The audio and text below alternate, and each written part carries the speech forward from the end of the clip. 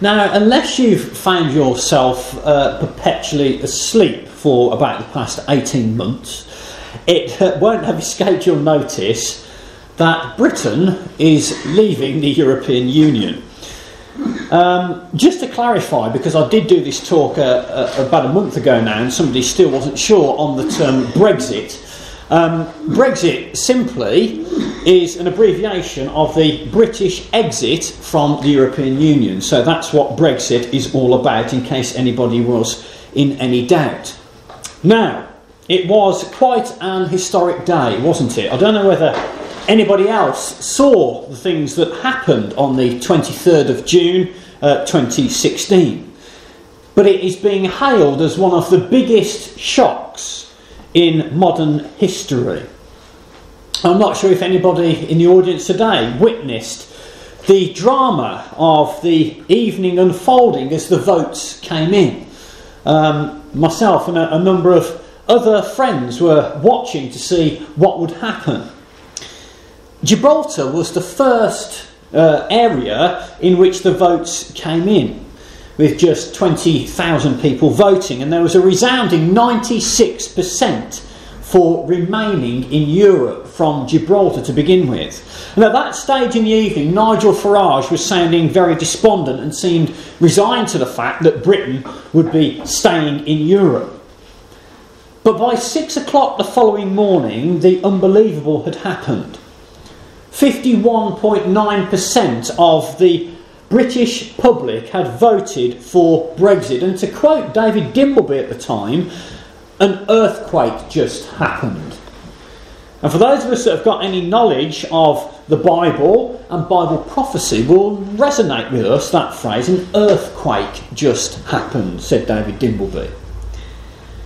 The reaction to the vote, of course, was major news, not just in the UK, but across the world. It became a major news story, and as you would expect, following the Brexit vote, there was a media storm. Here's just a selection of the front pages from the following day. That was from the 24th of June 2016, subsequent to the vote. And I think the problem was that the preceding confidence, generally speaking, in a Remain vote meant that there was almost an air of shock that prevailed. There were many who couldn't quite believe what they were hearing. And subsequently, of course, we were all informed that this was going to be the end of the world and it was a complete and utter disaster. Sterling, of course, experienced one of its biggest one-day losses and continued to fall for the following 2 weeks, after which it recovered slightly, as it was found out that it wasn't actually the end of everything completely. But there was something very, very unusual that happened around the time of the Brexit vote. And I don't know whether many of us may have picked up on this. There was something most unusual in the southeast of England that happened. And of course, the southeast of England was where the vote for Remain was the strongest. There was an enormous storm which suddenly appeared over the area. And what was most unusual was that this storm came up from the south. At that time of year, that's really unusual. Most of the weather comes in from the west. And it stuck over the area for over 24 hours. There was a weather map here showing the extent of that storm that sat over the southeast of Britain at the time. There were two periods of very heavy rain. One was early in the morning, so a lot of people awoke to flooding in the London area, and there was another literally just during the evening rush hour. If you want the statistics from it, there was 1 month's worth of rainfall that fell in just 24 hours at that particular time, and the latter of these two rainfall periods pretty much locked London down. The underground was closed. There were landslips onto rail lines, meaning that no trains were running. The main stations in London, Waterloo, Victoria and Euston, were all affected with severe delays until well after voting had concluded at 10 o'clock. And with many roads being impassable also with floodwater, the alternative routes all became really heavily congested, and some of the polling stations had to be closed. And what was even more interesting were some of the headlines on the Daily Telegraph live news feed at the time. And there's a quote there from 5 p.m. That evening, just after this storm had hit. It says there, many people reference the fact they were travelling home to vote in the referendum, with concern that they wouldn't make it back before the 10 p.m. deadline. And there's a picture there of one of the concourses just to the left of people stuck at Euston Station at that time. And then a little later on that evening, at 3 minutes past 10, after of course voting had concluded at 10 o'clock, it now seems thousands of commuters have lost out on the chance to vote in the EU referendum due to extensive delays and cancellations across the capital. Services are still experiencing disruption at Victoria, Waterloo and Euston, and that was 3 minutes past 10 in the evening. Now, some people may say that these events were coincidence. But we, as Bible believers and people who put their trust in God, could say, well, it may have been a coincidence, but in an area of Britain where the vote for Remain was going to be the strongest, it seems to us perhaps a little more than coincidence that these things happened.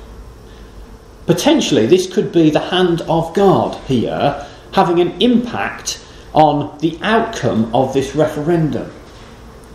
And the overall point here is that we as Christadelphians, of course, believe that the Lord God is in control of everything that happens in the world in which we live. And we're aware, aren't we, that there are many for whom Brexit has been perhaps quite distressing in their own lives, in terms of perhaps job security, concerns about the future, and so on and so forth. But the Bible message is consistent and it is clear. God is the one who is in control, and Brexit is part of his plan and purpose with the earth.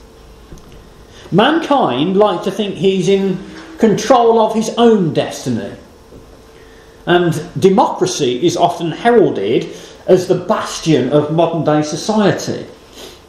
But really, it is God who is in control of everything. And there's two quotations here that we're just going to put up on the screen, which tell us that unequivocally. God's word speaking to us about how he is in control. The Most High, this is taken from Daniel chapter 4 and verse 17, the Most High, that is God, rules in the kingdoms of men and gives it to whomsoever he will and sets up over it the basest of men. God is in control of everything in this world. And secondly, there is no power but of God. The powers that be are ordained of God. That's Romans 13 and verse 1. That God is indeed of everything that happens. His plan and purpose will be outworked with this earth. And clearly in God's plan, the vote for Brexit and Britain leaving the European Union is part of that plan. And therefore we can take comfort in part through those words, knowing that God is in control. Now it's interesting that some Christadelphian writers who have studied their Bibles have for a long time been predicting that Britain would find itself distanced from the rest of Europe. There was a man named John Thomas, who'll be familiar to some of us in the room.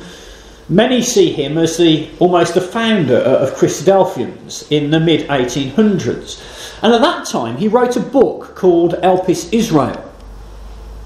And in it, it means the hope of Israel. And in Elpis Israel, that he wrote in 1848, he wrote these words: Britain cannot be included among them. And what we're asking, well, who is the them there in that quotation? The them in Elpis Israel is looking at the Holy Roman Empire in Europe, if you like, this European project in the future. And he went on to write a further booklet in 1871, and that was entitled The Destiny of the British Empire as Revealed in the Scriptures. With this understanding, many Christadelphians felt puzzled when Britain joined what was then the European Economic Community back in the 1970s. But there were many that were still adamant that Britain must at some point separate ourselves from the EU. The Biblical Prophecy magazine, written by Christadelphians, called Milestones, had long been speaking about Britain leaving the EU, and as early as 1981, Graham Pearce wrote unequivocally in that publication that Britain will separate from Europe. And again, later on in 1990, in this publication by Paul Billington, he says that Britain's eventual exit from Europe is a certainty.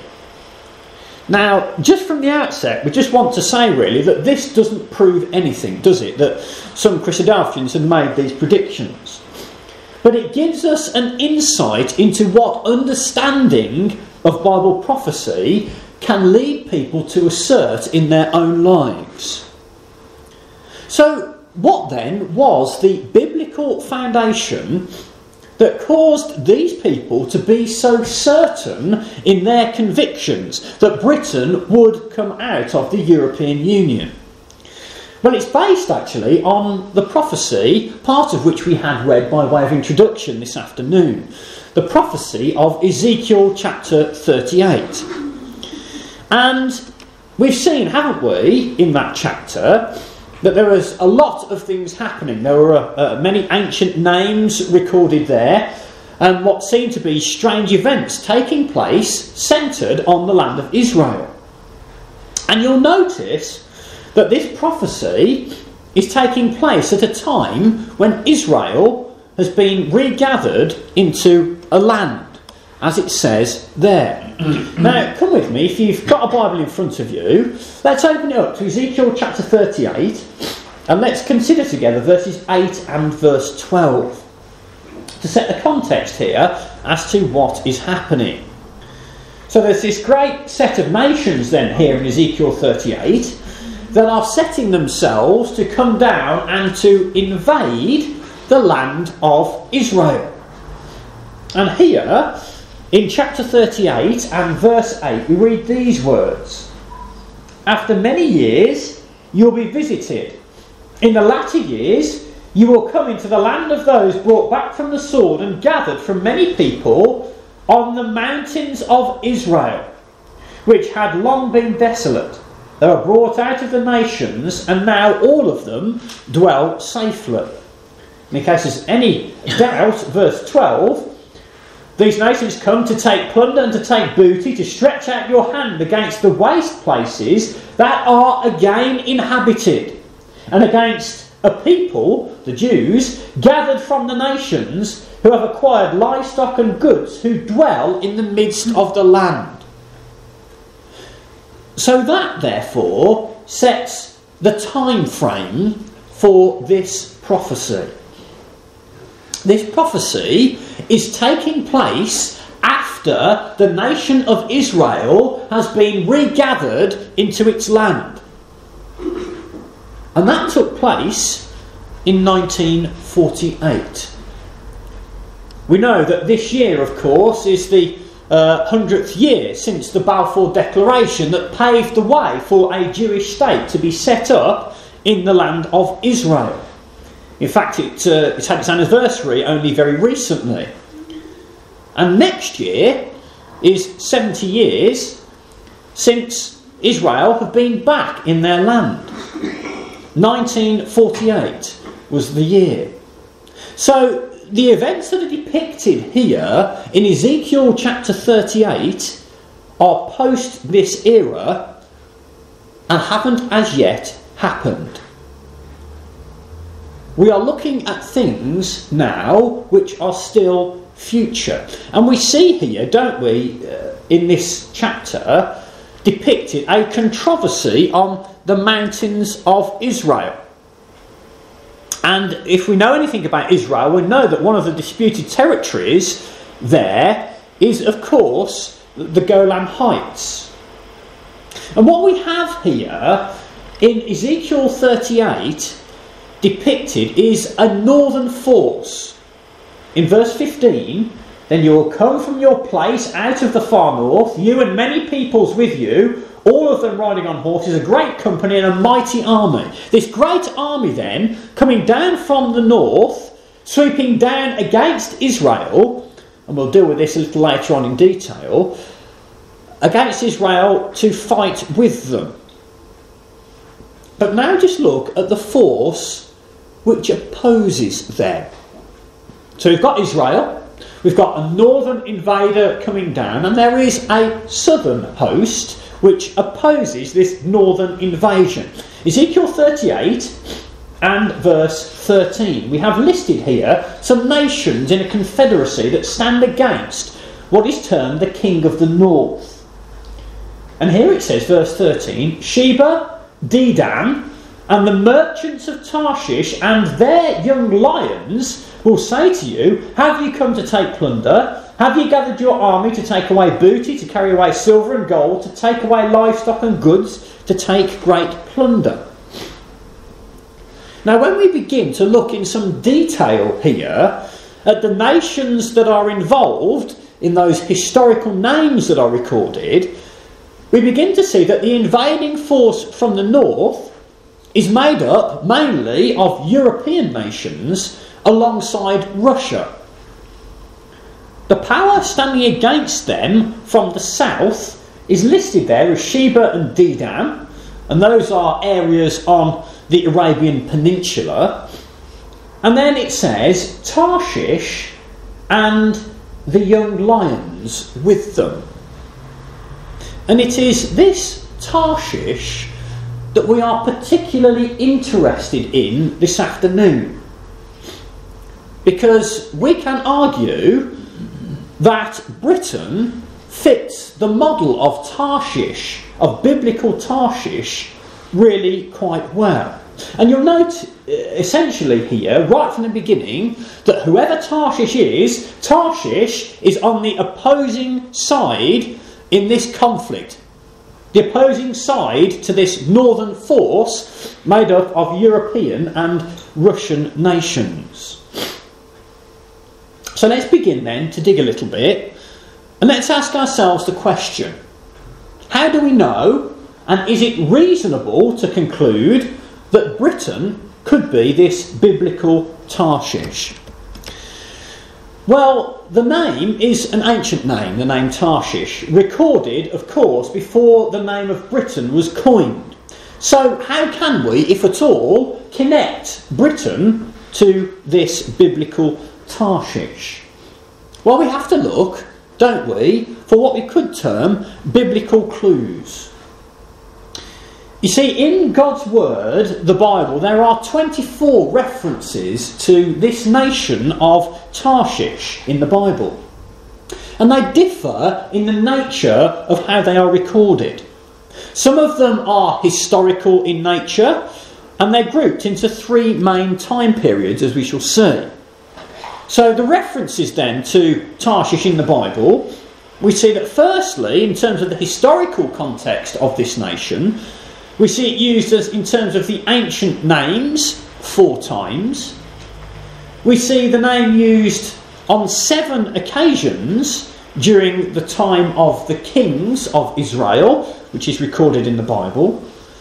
And again, 3 times during the time of Ezekiel, whose prophecy we've just read together.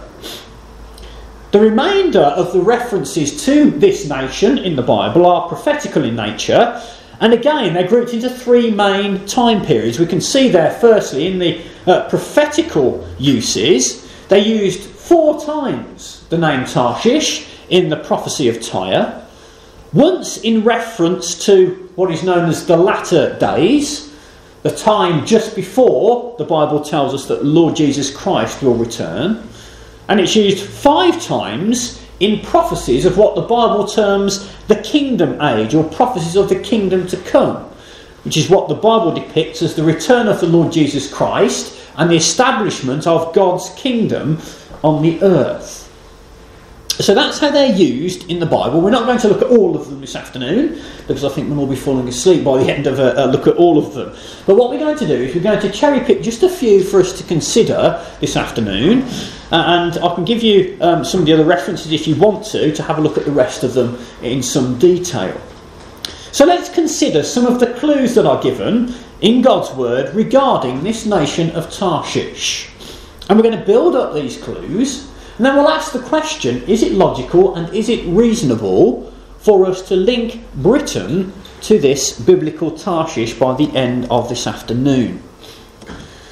So there are some good clues, and the best place to begin our consideration, and any consideration in God's word, the Bible, is of course the first occurrence of the word in the Bible. And we find that Tarshish is mentioned very, very early on, in fact, in God's word, in the first book, in the book of Genesis. And in Genesis chapter 10, we find a list of the descendants of Noah, who, of course, built the ark during the Great Flood. And these descendants are listed through his 3 sons, Shem, Ham, and Japheth. And in verses 2 and 4 of Genesis chapter 10, we see these words: the sons of Japheth, Gomer, Magog, and Javan. And then it goes on for a while and it talks about other descendants, and then it says, and the sons of Javan, and it lists them, and one of those was and Tarshish. So we can see that whoever Tarshish, the people of Tarshish were, they were descended from this man, Tarshish, who was the grandson of Japheth, who was the son of Noah in the time of Genesis chapter 10. Now, the historian Josephus records that these peoples spread to the west to establish the current area of Western Europe. And these nations that were the descendants of Japheth, it's thought, set up many of the European nations that we have today. And you'll notice that some of those names that are listed there, Gomer and Magog and so on and so forth, are also names that were listed in the prophecy that we had read by way of introduction in Ezekiel chapter 38. These became, it seems, the nations of Western Europe. So that's just one clue to begin with. We also said that Tarshish was mentioned a number of times during the reign of the kings of Israel and Judah. And the ships of Tarshish, that exact phrase, is used no less than 7 times of this nation. It was a people recorded as having many ships, a maritime nation, if you like. And we'll have a look just at one of them. I think that's from, the 2nd of Chronicles in chapter 9. And it says there, for the king's ships, this is King Solomon here, went to Tarshish with the servants of Huram, who was a local king of a nation called Tyre. Every 3 years, once came the ships of Tarshish, bringing gold and silver, ivory, apes and peacocks there, in 2 Chronicles 9 and verse 21. It was a nation, therefore, associated very strongly with maritime travel and trade. It was the ships of Tarshish that helped Solomon to great wealth. And historians such as Herodotus recorded that the nation of Tarshish would have traded at the time in global markets around the east and further to the west as well. And another thing to note here is that Tarshish must have been located somewhere to the west of Israel. There was a man called Jonah recorded in the Bible. Jonah was a man who was trying to run away from God because God had asked him to do something that he didn't want to do. And Jonah, when he tried to run away, left from a place called Joppa. which is modern-day Jaffa, on the coast of the Mediterranean. And he was seeking to flee to this area of Tarshish. The only way that he could have gone was west. And in fact, the Assyrian king Esarhaddon wrote these words sometime during his reign, between 681 and 669 BC. All the kings from the lands surrounded by sea, from the country of Ladanana, that's modern-day Cyprus, and Laman, that is the modern-day Ionian Isles, as far as Tarshish, bowed to my feet. So at the time that this Assyrian king was writing, he was speaking, wasn't he, of island powers here, the land surrounded by sea, and it seemed as though he's going progressively further west. Cyprus, the Ionian Isles, and somewhere further west still, Tarshish. It says, as far as Tarshish, and it seems in a westerly direction, bowed to my feet. So just a few clues then we're starting to piece together from God's word. Descendants of Japheth could have founded some of the European nations. A nation associated with maritime travel and trade. An island power far west from Assyria at that time. So let's move on and think about a few more clues as we work our way through. Now, 2,500 years ago, there was an ancient power that was strongly associated with Tarshish, both in the Bible and elsewhere. We read of a merchant state of Tyre in Ezekiel chapter 27. If we could just turn there for a moment. We're in Ezekiel 38 at the minute. If we can just flick back to chapter 27 of Ezekiel. Here we read Ezekiel 27 verse 3. This is a prophecy here against the nation of Tyre that was there at the time. And say to Tyre, this is a lamentation now, a crying over Tyre taken up. You who are situated at the entrance of the sea, merchant of the peoples on many coastlines, thus says the Lord God. So this is that nation of Tyre. 2,500 years ago, this was part of the ancient kingdom of Phoenicia. Does anybody know where that is? Where the ancient kingdom of Phoenicia was? No, it was actually in modern day Lebanon today. So it was just to the north of Israel, this nation of Tyre. It was in Lebanon as we know it today. And they were very well known for both their trading and their navy, were the Phoenicians. And what's interesting here is in Ezekiel 27 we have almost a list of the nations with which Tyre traded. And in that list, if we look at verse 12 of Ezekiel 27, Tarshish was your merchant because of your many luxury goods. They gave you silver, we notice there, don't we? Iron, tin, and lead for your goods. So we see there, don't we, a list of metals that Tarshish traded with Tyre. And of particular interest here is the mention of one metal there, which is tin. This was an especially rare metal in the ancient world. It was very, very important. When mixed with copper, of course, it forms bronze and was much sought after. We were in the Bronze Age, after all. And the Phoenicians, in fact, kept the source of their tin mines a very closely guarded secret. And there's even some historical evidence of the Phoenicians purposefully wrecking some of their own ships on rocks when pursued by the Greeks who had attempted to try and find the source. They kept the source of their tin secret. And increasingly, it seems, very recently, there's a number of historical sources which now clearly state that this Phoenician nation were obtaining their tin from Cornish tin mines, right here in Britain.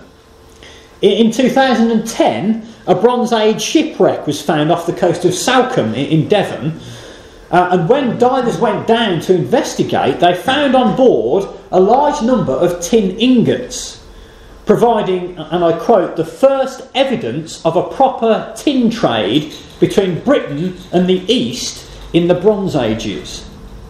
There was also subsequently a second like boat found off the coast of Cornwall in 2015 with the same cargo on board. There is some evidence also, although this is somewhat disputed, that it was in fact the Phoenicians who first gave Britain its name.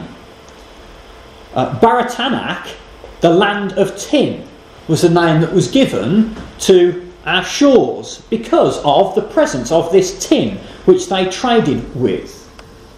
And it's thought that that name, Baratanak, was changed by the Greeks to Britannia, from whence we get Britain today. That's just one suggestion from historical sources.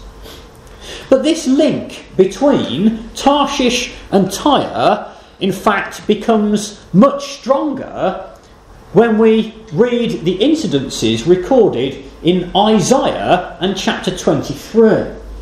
And here is a prophecy in Isaiah, just back a few pages, Isaiah chapter 23, of what would happen to the land of Tyre as a result of their treatment of God's people Israel.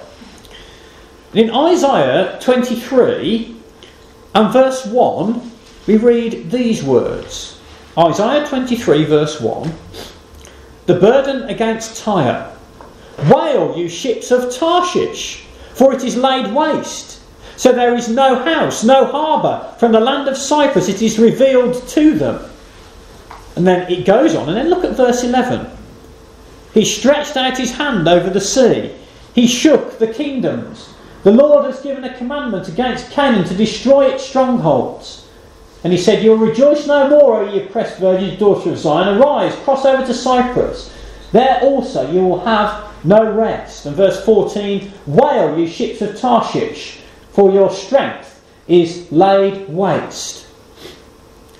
Now, in 573 BC, King Nebuchadnezzar of Babylon finally took the city of Tyre after a 13-year siege, and the inhabitants that remained fled to an island offshore, believing themselves to be safe. So the coastal town, as it was, disappeared and moved to this island just off the coast of what the main city of Tyre, where the main city of Tyre was. Later on, in 332 BC, Alexander the Great was refused access to the city to offer sacrifices. And so he and his army created a huge bridge out to the island using the debris from the old city. Incidentally, in the process, fulfilling another Bible prophecy from Ezekiel 26, where it says, and they shall break down your walls and destroy your pleasant houses, Tyre, and they shall lay the stones and the timber and all the dust in the midst of the water. That's exactly what Alexander the Great did. And in fact, it's still there today. You can see on the bottom picture, it's a bit dark there, I know, but you can see this great area of land that was built by Alexander the Great out to the island so he could attack the people there for, as he saw it, their insolence in refusing him access to offer sacrifices there. So the trading power of Tyre was destroyed then at this point. And we can see here in Isaiah 23 verses 6 and 7 something else. Isaiah 23 verse 6, it says, cross over to Tarshish. Wail, you inhabitants of the coastland. Is this your joyous city, whose antiquities from ancient days, whose feet carried her far off to dwell? Cross over to Tarshish, it says there. Wail, you inhabitants of the coastland. So So it seemed as though this Tyrian power here, in terms of trade, remember that is what the Tyrians were famous for, was for trading with all the nations of the earth. This trading power then passes over to Tarshish. Whoever Tarshish is, and as we will see in a moment, we would suggest that that was to Britain, who became a great island trading power. And so we move now into Ezekiel 38 again, a time after Israel had been regathered to its land. But before we go there, come with me to Ezekiel 19. Because if you remember, in Ezekiel 38, those southern nations that were withstanding the northern power that comes down against Israel was Tarshish and the young lions with them.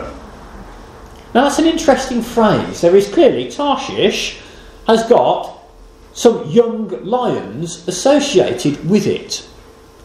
And in terms of the context of the chapter in Ezekiel 38, those young lions must be some form of nations that are in some way associated with Tarshish.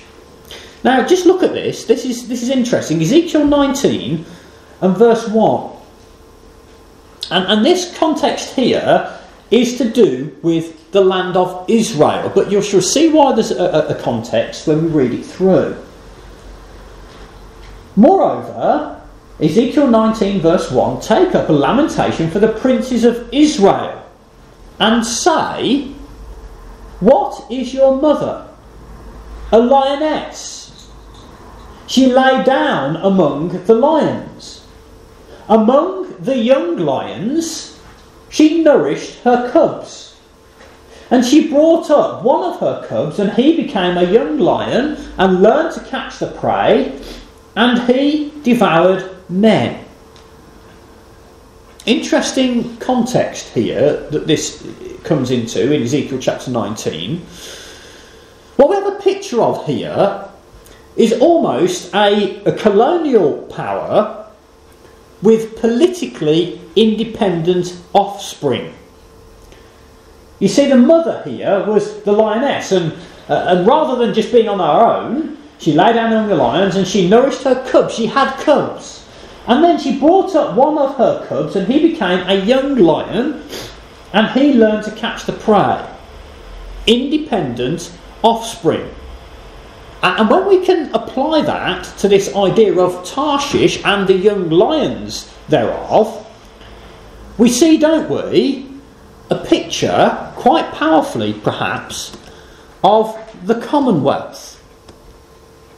There is a lioness, if you like, and pictures such as these are quite well known to us during the First World War. The empire needs men, and it's couched in that same language, helped by the young lions.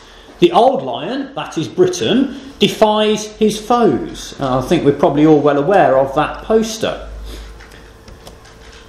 And there on the screen are all what are essentially young lions in a biblical context, politically independent offspring in some way of what was the British Empire. They're all politically independent states, but many of them still have the Queen as their head. So moving on then, with that viewpoint, and with all the evidence that we've seen, and there are one or two more clues as well, there's 9 in total that we can draw out from God's Word, I think it's fair to say that there is quite considerable evidence that links Britain to the biblical nation of Tarshish. And with that background, when we come back in now to have a look at Ezekiel 38, we begin to see that Brexit becomes a sign of God's hand at work in his movements to bring about his plan and purpose. And it's contained here in Ezekiel 38. If we could flip back there. So we've already seen, haven't we, in Ezekiel 38, this list of nations that are coming down from the north against Israel. There's this northern confederacy that are coming against them. So what are we actually going to see then in terms of Bible prophecy as to what is going to happen going forward? Remember, these things are not things which have happened as yet.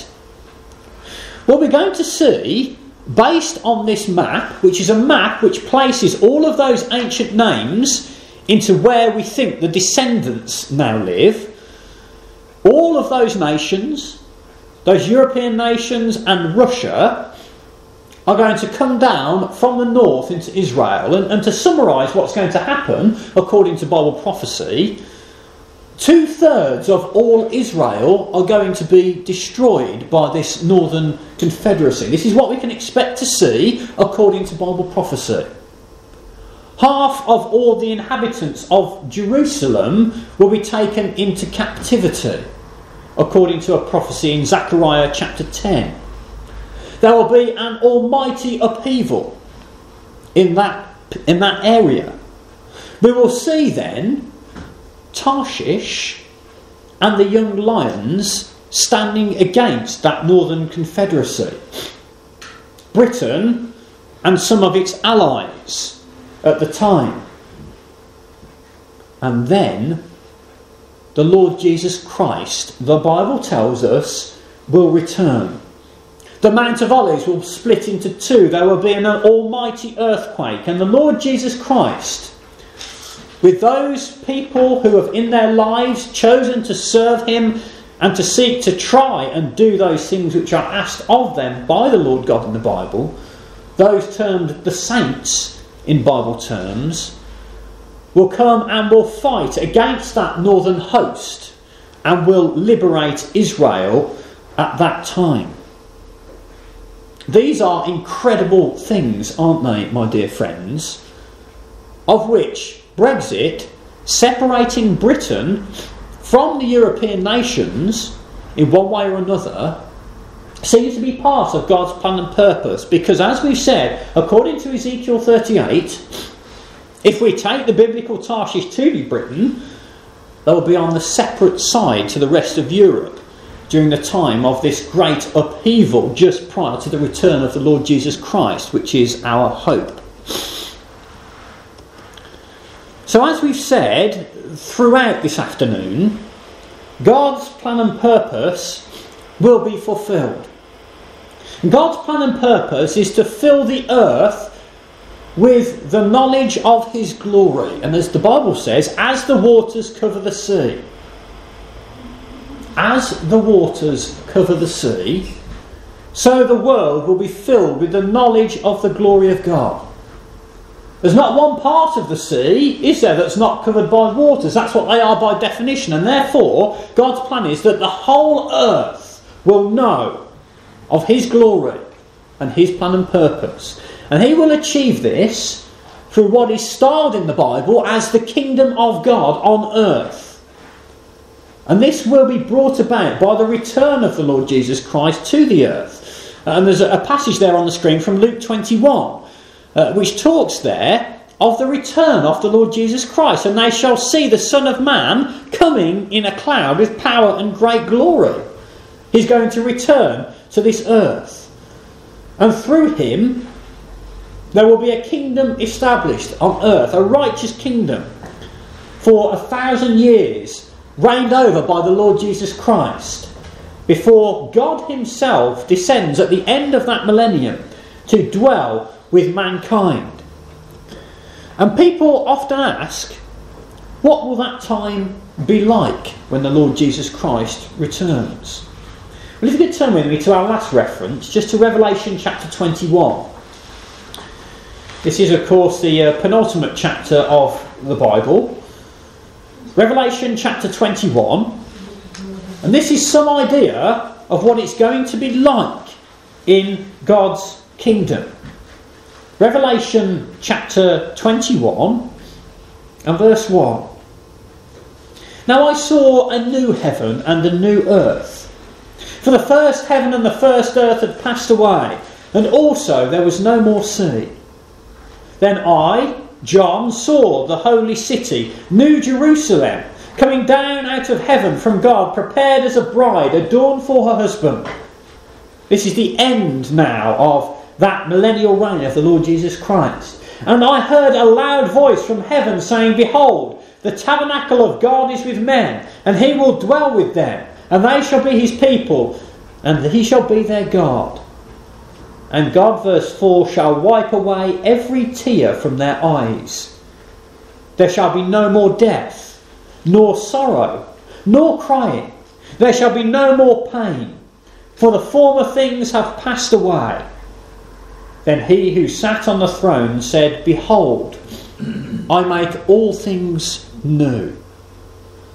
And that, my dear friends, is our hope, our biblical hope for the future, of which I firmly believe we have seen massive evidence and a massive sign of in the outworking of God's plan and purpose in taking Britain out of Europe, preparing the way for those things which are to come and will surely come to pass on this earth. And we would ask that you would look into these things in more detail. The Bible contains many things to do with the kingdom of God which is to come. Look at them and focus on them. And in this dark world, draw hope from those things which are contained therein. Thank you for listening.